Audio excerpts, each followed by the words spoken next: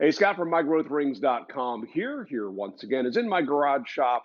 And in this episode, we're moving past this wobble dado nonsense and get into more modern dado technique using the Shopsmith Mark V, operating with stackable carbide tipped dado sets. Now, this is what I've been using for the last 25 years, I guess. And it's really where my comfort level is. There were several questions on the past videos talking about, hey, would a router or a router table be better? No, not better. It's different. And if you're comfortable with routers and that's the way you want to do your dados and grooves and things, go right ahead. I guess, I don't know if my wife watches these videos or not and whether I should admit this, but let's just say the last time that there was a public accounting of my router collection, there were 14 or 15 of them. And I don't think it's safe for me to talk about how many routers I have now, but I have a router obsession. So trust me, if I prefer making dados, rabbets, and grooves on my table saw with a dado blade, there's something to it. So let's talk about what makes the stackable dado set different than the wobble dado. So with the stackable dado set, what you have are essentially two circular saw blades. You always run at least a pair of these blades together. These typically are an eighth of an inch thick. So when you put two of these together, you're getting a 1/4 inch cut. Now the tooth configuration is quite unique on these. You can see they have a very aggressive top bevel. I hope you can see that. Let's get it up there by the wall. A very aggressive top bevel. And that bevel is pointing up and towards the outside. So one of these is the right blade, one of these is the left blade. Now, when these are new, they have written on them which one they are and what face should face outside. These have been sharpened and cleaned many times, and they've lost that imprint. But you'll know after you use these enough exactly which one goes where, but they should, again, be beveled up and out towards the outside edge. Now, the way these blades work, and whether you're talking a stacked steel set or a carbide tip set, is the outside blades cut ever so slightly deeper than the blades that go within those two blades. So if I want to get a thicker cut, I use something called a chipper. And a chipper is a blade that mounts in between those two outside blades. Now, these might have two cutting edges on them. They could have three, they could have four. There's lots of different variations on that. It really depends upon how much you spend, to be honest with you. The more teeth they have, the smoother bottom that they will leave behind. But here's the deal. That beveled tooth that we have on this cuts slightly deeper than this depth. So when we get done with a dado, we'll take a look and you'll see with this particular blade, it's just a slight score with the very tip of that beveled tooth. Now, you'll also see that some of these teeth are ground flat across the top. Now, if they didn't do that, and there's a carbide tooth that's ground flat, if they didn't do that, then we would have an angled cut at the bottom on the two outside edges. And so this has, let's see, we got, well, looks like five. 1, 2, 3, 4, 5 that are beveled, and then there's a flat. So a raker and a bevel, a raker and a bevel. So every sixth tooth happens to be a raker tooth.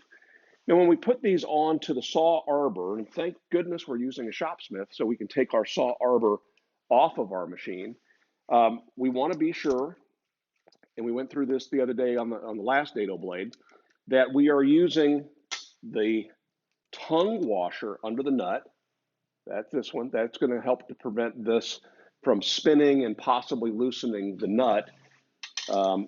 Then we have a cupped washer. The cup faces the blade. So one cup faces in on one side, the other one faces in on the other side. Here's a spacer that we don't use with the dado set. And then we have the other cupped washer. And the way I would install this is we'll put the left-hand blade on first, in this case, because our arbor mounts on the right-hand side of the headstock. We're going to put that on, and that's going to rotate towards me when I mount it onto the Mark V. You'll also notice that this particular set has a shim built into it. Now, I don't know how those are attached. They don't appear to be brazed. Maybe they use some CA glue. What I do know is My right-hand blade lost its spacer many, many sharpenings ago, so I always want to make sure I have that spacer installed. And then we'll put the outside blade on, again, facing in the same direction. Now, what those spacers do is they allow those carbide teeth to not impact each other should this blade, these blades rotate independent of each other. But when you set this up, you want to set it so that the carbide tooth of one blade is sitting in the gullet or the cutout of the blade behind it. And with that, we would put our cup washer, our tooth washer, and then the nut. But let's go ahead and put a chipper on here. And the chippers are available in a couple different sizes. And I want to make sure that I get the spacer there. We have some here that are an eighth of an inch thick. And we have some that are, I forget what thickness that is. It could be a 1/16 of an inch. It's very, very thin. You see the two. And let's put a couple of these 1/8 inch ones on here. And as we install that, we're going to want to make sure that that ends up inside of the gullet of the outside blade. And then let's put another one of these on here. Again, making sure that the tooth is facing the proper direction. And we'll just mount that one at 90 degrees to the first one. Another interesting feature of the Freud blades, or is it Frood? Anyway, they have this little anti-kickback paw. And if you think about that, after the tooth has traveled through the wood, that little part right there is going to prevent me from feeding too much stock into the next tooth. This is all happening very, very fast, but you cannot feed stock through the blade faster than this thing can eat it. And if you do, it raises up a little bit. The stock will ride up. And so I like that anti-kickback feature. I like it on router bits and shaper cutters as well. So I like that on the Freud safety dado. I'm going to put links, obviously, in the description to the blades I recommend. There are many out there. The CMT is a wonderful blade as well. But the Freud blade is quite a value and one I would recommend you check out. Let's go ahead and put some more on here. Again, you don't have to go 90 degrees as long as those carbide teeth are not hitting each other if they were to slip.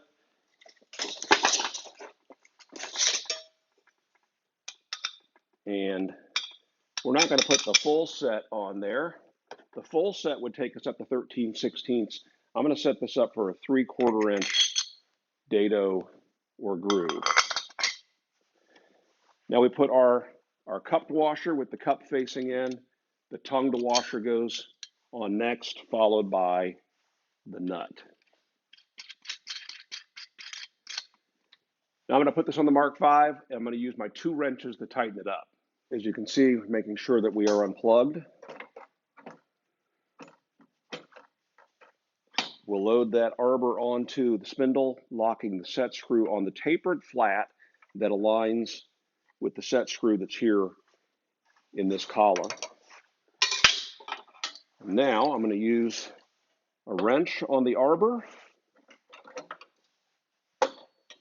and a long wrench here on the nut. There we go. Now, because we were last dadoing with a 6-inch dado, I have a stop collar set for what was about a 3/8 of an inch deep cut.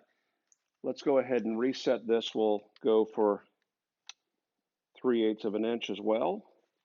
And I'm going to drop my stop collar down.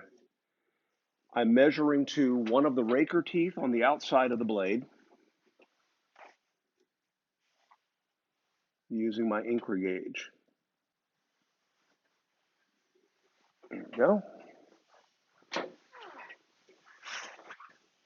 And we'll follow that up with a 5-point safety check. Checking all 5 points before we plug it in.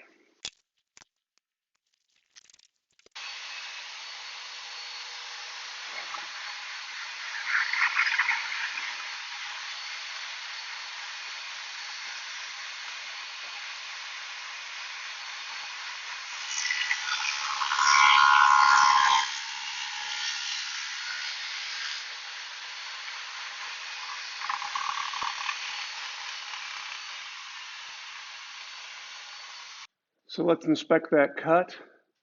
Got some chip out on the exit, but look at what a clean cut we got across the grain.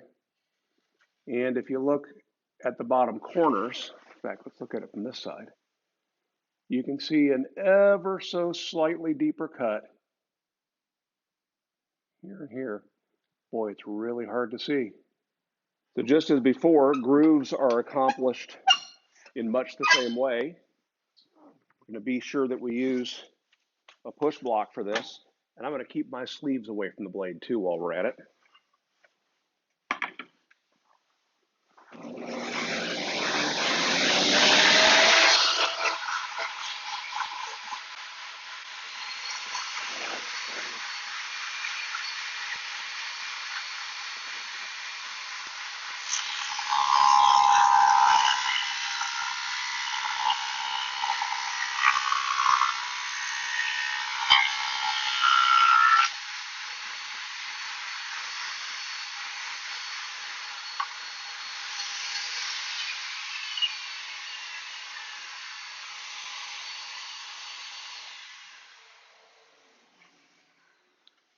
Again, a lovely groove. Now, rabbeting is one of the things that came up a lot. Questions about how do I make that little step on the edge of a board, maybe if we're installing a back on a cabinet or maybe joinery on the top. So when we're going to do a rabbet on the long edge of a board, we do that against the fence, just as if we were cutting this groove. But we need to use a sacrificial face on the fence. And to do this with your Mark V, you're going to make yourself a fence out of plywood. I'm using melamine board here. In this case, I've mounted it with T-nuts and Bittner knobs on here, and because I'm using the 520 fence. If you've got a 510, a 500, you've got holes drilled through the fence, and you can drill holes and use carriage bolts to attach it. But let's just slide this in place.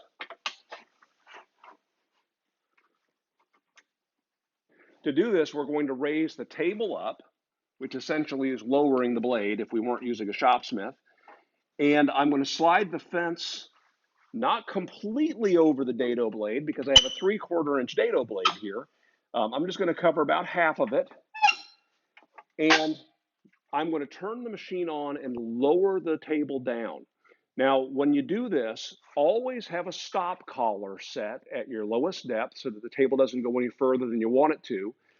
And additionally, when you loosen the knob to lower it, loosen it just to the point where you can just barely crank the table down.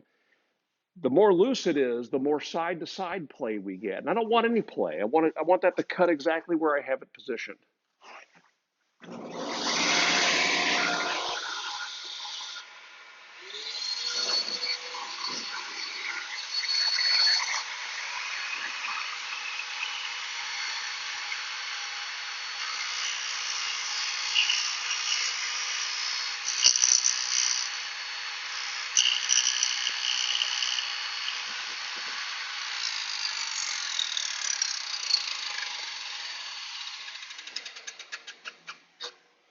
Now, how wide do we want to make our rabbet? We can take a gauge and measure to the fence if we like. I can slide this over and expose as much as 3/4 of an inch in this particular stack. Let's go ahead and make that a 1/2 inch, just so we have a variation on our measurement from the 3/8 inch. And I'm going to measure against the side of one of the teeth. And to really zero it in with your Mark V, what you can do is you can loosen your quill lock, and with your lever, you can move the blade left and right to get it lined up perfectly. I happen to have it where I wanted it. All right, so let's go ahead and make a rabbet. Now, this rabbet will look very much like cutting the groove. The nice thing about this is if you're in the middle of this cut and something feels wrong, you can pull it away from the blade. You're not trapped. Some people were asking, well, what's wrong with putting the fence some distance apart and cutting your rabbet over on this side? Well, what What that will do for you is it'll make the distance between the fence and the rabbit an exact dimension, and that's great. But if you have any problems at all, your board is trapped between the blade and the fence. It also makes it a lot harder, I think, to get this dialed in exact. And so I prefer to do it this way. I make sure that if I need to, I can rip my stock to make it the same size. I don't, yeah, anyway, that's how I do it. Let's put the rabbit on this edge right here.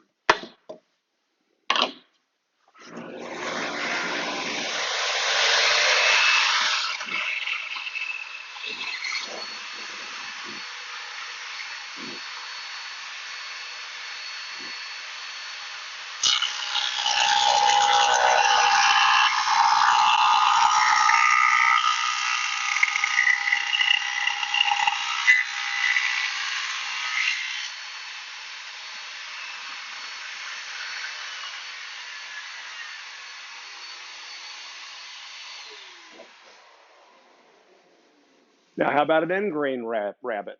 Well, we can do the exact same thing, still using this fence and putting the miter gauge up here. And this way we can get a very accurate rabbit on the end grain.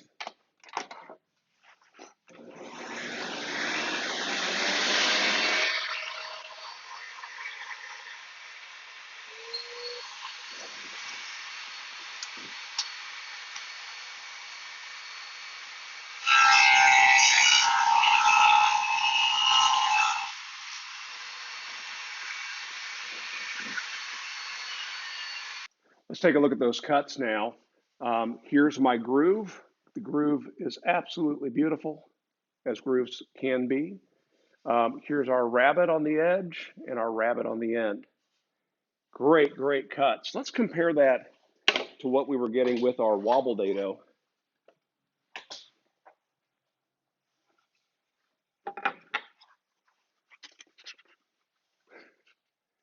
Look at the difference in the quality of cut.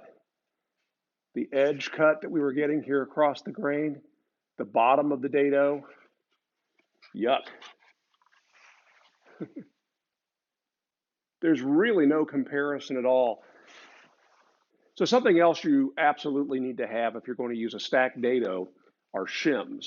Now, these are made of steel. They're in different thicknesses. They feel kind of like little feeler gauges. And I can just zero in on an exact width by placing these between the chippers and the blades. Now, these are steel, but I've had some that were made of plastic. I've made them myself out of paper to really get an exact measurement. And there are magnetic versions of these too. On a Shopsmith, it's not so important because I can take the arbor off and set the blades up on a workbench or on top of the Mark V. But when you're working down through a slot in a table saw, the magnetic ones are very nice because you can just stick them onto the side of the blade and they'll stay put. So I went from a 6-inch wobble dado up to an 8-inch stack carbide set and never looked back. I mean, I love that blade and I've used it on many, many saws. I have a Powermatic 66. I used to have a Shopsmith 2000 table saw. I had a Powermatic 64. I had a Powermatic 72. I like Powermatic tools if you haven't picked up on that. And that 8-inch blade is great across the board. But if I only had my Mark V, I probably would go with the 6-inch. It's like giving your machine a little more horsepower. It's not having to drive and create that much inertia and maintain that inertia. Where the 6-inch can be a problem is if you're getting into either very deep depths of cut or if you're using a cross-cut jig, maybe you're making box joints, and the thickness of the bottom of your jig will be consuming some of the capacity. Now, the advantage of your Mark V is that table goes almost all the way down to the arbor. So I actually get a greater depth of cut with my Mark V than with any other table saw I've ever owned. But that's where I would suggest you start. Get the 6-inch stackable carbide set, and you'll probably never regret it. So I'm looking forward to your questions, comments, and cheap shots in our follow-up video midweek that I call Stumped Q&A. Remember, those videos are now live only for a week, and then they become private for members only, members of the channel. If you're interested in learning about that, there's a link in the description. Where else would I put it? Anyway, we'll see you then. Make it a great week.